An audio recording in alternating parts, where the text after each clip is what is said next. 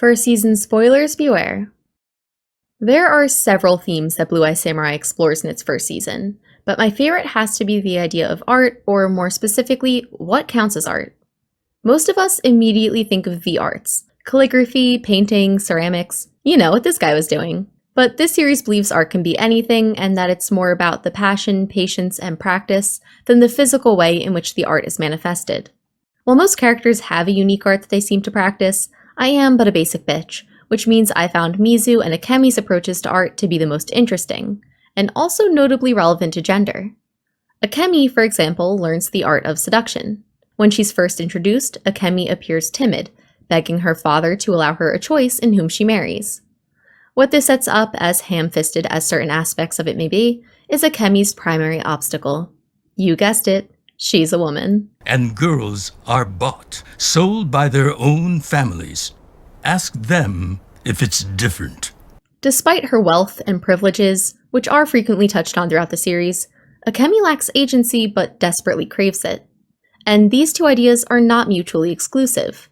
Akemi has many privileges for a woman of that time, and Akemi lacks freedom and is valid to seek it. The way she seeks it, however, took me by surprise. I had assumed Akemi would play something more of a supporting role, despite how relevant the show initially makes her seem. I guess I was worried she'd get sidelined to showcase more of the action, which she clearly would not have a part in, which also I was wrong about. Before I knew the show would be shifting perspectives as much, demonstrating Akemi's viewpoint, be it alone, with strangers, or with people she knows, I was certain Akemi would be a character we only saw in the context of a male character's story. The show definitely throws us for a short-lived loop too, because as soon as Taigen is revealed as both Mizu's childhood bully and Akemi's love interest, I assumed Akemi's place in the series would be strictly as Taigen's squeeze. Ironically, the first time Akemi uses the art of seduction is what inevitably severs her strict ties to Taigen, ties that may never tie again.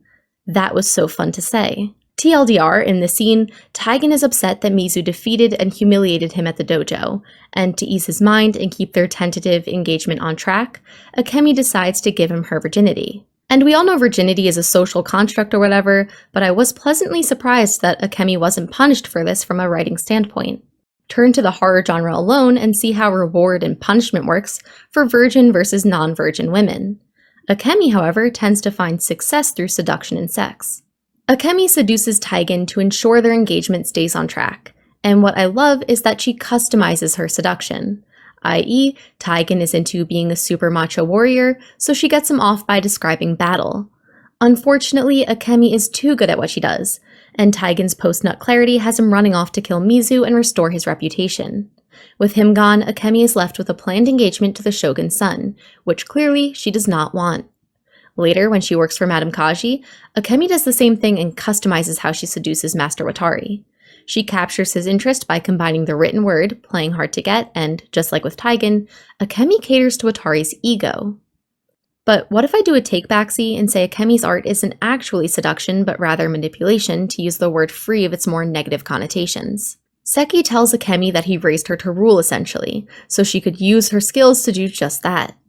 When the switch flicks for Akemi, her character goes from great to really great. Now that her husband is a timid, sweet man, she uses comforting and gentle language to seduce him, which again, works in her favor. This season sets up Akemi's eventual rise to some sort of power, and I'm really interested to see where that goes. And eventually, Akemi was offered her freedom.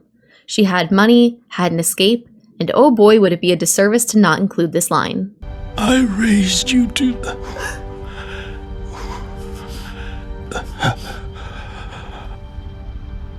I raised you. Seki acknowledges that even though he raised Akemi to rule, which definitely explains her ability to manipulate others, he shouldn't be the one to decide how she uses those skills. Madame Kaji had mentioned Akemi only ever ran from one man to another, hoping one of them would represent her freedom away from her father's decisions. Stop running to and from men and decide what you want for your fucking self. But it seems I've decided what I want for my fucking self. Now, instead of defining her life by doing the opposite of what her father wants, she can live her life based on what she wants to do. Oddly enough, that means staying in the marriage and surrounding herself with people she can trust as she plans for her next move.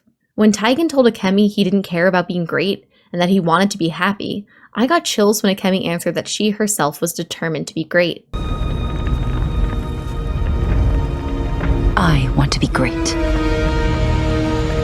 That made me realize that Akemi's art had always been about power and control, and seduction was simply her means of honing that skill. Looking back even, I realized the first time Akemi used her art wasn't with Taigen, but rather with her father.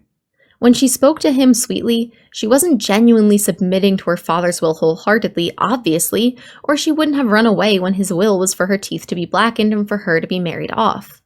Rather, she recognizes that her father likes when she's obedient and acts as such when necessary. She manipulates him, and it worked for a spell. Compare that behavior to this scene when she doesn't use her typical tactics at all, and instead just pleads. This time, her father is not so easily swayed, proving how valuable Akemi's art is. And if we switch from Akemi to Mizu's art, I'd kick myself if I didn't mention how obsessed with the scene I am. Our two female characters, crossing paths, living such wildly different lives.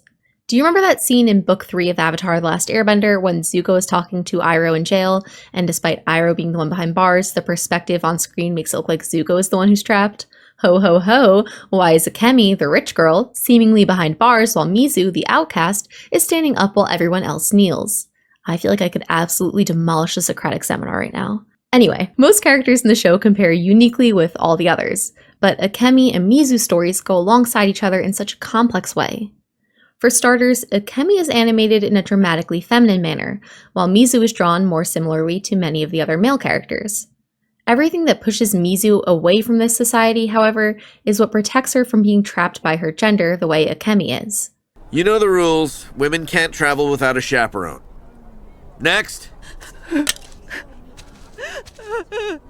Travel pass. And because very few characters know her truth, it makes for very interesting conversations throughout the series. For example, Akemi noting that flattery typically works on men, or Kaji mentioning that revenge is a luxury typically reserved for men and not women. The thing is, Madame Kaji isn't wrong. At this time, revenge was a luxury, and Mizu's only way of achieving it was to live as a man. There are, of course, the more obvious logistics of it all, like women can't travel without a man, but then there's something deeper. The lingering idea that if Mizu lived as a woman, none of her opponents would respect her the same way, and so few of them already respected her due to her being biracial. I don't deserve death by an impure hand. And while Mizu's art is something personal, it feels wrong when others disrespect it. You see her grapple with this internally as well. Because the short time Mizu lived openly as a woman was defined by betrayal, she tends to think she knows what's best for other women, namely Akemi. She sends her back to her father because she thinks that's what's best for Akemi, even if Akemi clearly stated she didn't want to go. You just stood there. She's better off. And it's also why I think Mizu can live so easily as a man. Not only does she dress in a masculine manner, but she also disregards women in need. I doubt it's because she wants to, but stopping to help would only draw attention and put her own mission at risk. Woman in need, ignore. Woman in need, ignore. Woman in need, ignore. I'm not getting up on my high horse and saying Mizu needed to drop her personal journey altogether to help every last woman in town, but this is all in character because Mizu seldom thinks of anything besides revenge, which again is her art. You are more man than any come through my door. In fact, this is what brings up that whole art conversation in the first place. I did not train you to be a demon or a human. I showed you how to be an artist. Before, Mizu had a one-track mind and only mildly started accepting help from others. She was so enraged actually that Swordfather denied her metal to repair her sword. But with the realization that revenge is art, Mizu considers patience and ceremony, two things that were somewhat absent from her path before. This is what helps Mizu succeed where last time she failed to get Abijah Fowler where she wanted. Instead of running in headfirst through the door, a fault that both Taigen and Ringo attribute to Mizu, she instead waits for the right moment to strike. By the end, she could have killed him. Lucky for Abijah, he was in the mood for a little Paddington homage. That's just a fun way to say he knew about London. London. And I guess Mizu's mind is still a bit preoccupied by revenge, because Ringo is currently under the impression she died during the quest, and that kind of wounds me. And how can I talk about Mizu's art of revenge without talking about Ringo? Ringo's art is interesting because it's something of an umbrella, or greatness as a concept. Ringo doesn't care about being a samurai so much, but he wants to help Mizu on this path because he saw greatness in Mizu. Noodles had always been his thing, but after being offered a choice between obtaining greatness via Noodle or via Samurai Apprentice, he chooses Apprentice. And the paths offered to Ringo are quite fascinating. There are 4 paths through the world: the way of the farmer, the artisan, the merchant, and the warrior. Each of these can lead to greatness. Ringo isn't beholden to one path and instead shows he's willing to try any route that can get him there. So I guess the other way you could look at it would be that instead of greatness being Ringo's art, he is an artist in more than one way. While most predominant characters have specific talents and shortcomings, Ringo is a jack of all trades, picking up just about any skill he needs in order to aid the collective group, or namely Mizu. It seems fitting that this season ends with Ringo, similarly to Mizu earlier, acting as Swordfather's apprentice, maybe obtaining his artistry next as a swordmaker. He's obviously not driven by revenge like Mizu though, so I'm interested in seeing where his story goes and where his desire for greatness takes him. After all, he wouldn't have made it his #1 wish if this goal wouldn't remain a major part of his character's story.